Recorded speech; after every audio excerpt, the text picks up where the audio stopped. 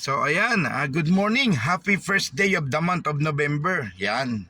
Sa mga dadalaw sa kanilang mga yumao, no, sa mga mahal natin yun sa buhay na nauna na, no, araw ng pagdalaw.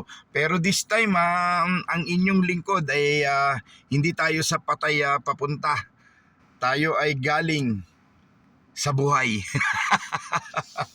Galing tayo sa buhay ngayon, ano? Yung buhay ang dinalaw natin, hindi yung patay. Na kung saan dinalaw natin yung mga oldies, siyempre, end of the month, first day of the month, tungkulin natin yan eh. Ilang taon na. So every end of the month, dumadalaw tayo sa mga oldies, sa mga matatanda nating kapamilya at nagbibigay tayo ng ayuda. Ayan.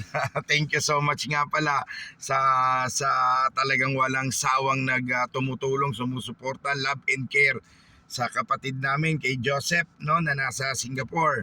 At syempre sa anak ko kay Ivan, yan, silang dalawa talagang sila yung walang tigil na nagpapadala every month. So tayo bilang tayo nakakatanda dito sa pamilya, every month pumupunta tayo doon para dalhin yung mga ambag-ambag ng pamilya para sa kanilang matatanda dahil wala na silang mga trabaho. Syempre, sino pa babubuhay sa kanila? Sabi nga, ang hindi marunong tumingin sa pinanggalingan ay walang paroroonan. Pero napakasarap naman sa puso na tumutulong tayo sa mga kapamilya natin, mga kamag-anak natin. Sabi nga family first. Yan, di ba? Bago ang lahat o anumang bagay.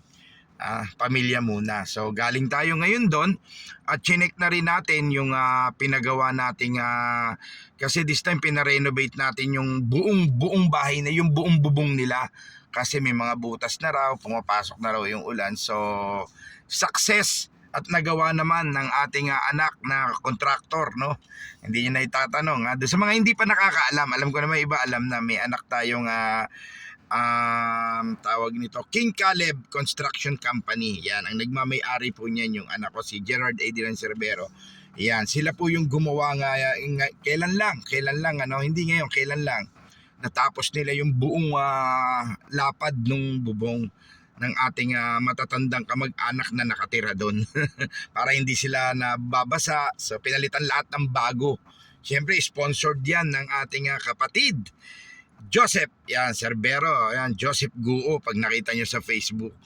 Yan, thank you so much sa iyo, sa love and care, walang sawa. So nagtutulong-tulong talaga kami magkakapatid para sa mga matatanda naming magulang, sa mga naiwan. No, kinakailangan gawin yung bahay nila, pinapagawa natin. Yan, monthly, nagdadala tayo ng ayuda.